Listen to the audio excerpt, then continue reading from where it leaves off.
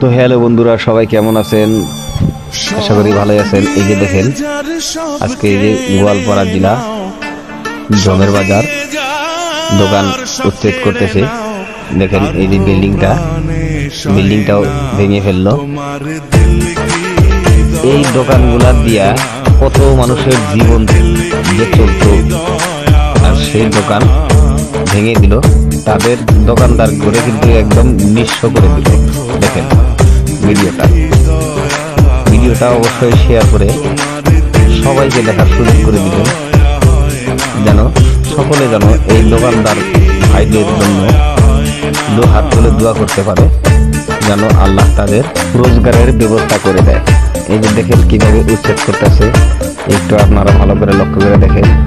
এই যে বুলডোজার লাগাইয়া সব দোকান কিন্তু ভেঙে দিল। ফরের গেট, জমের বাজার, ডোবতলা সব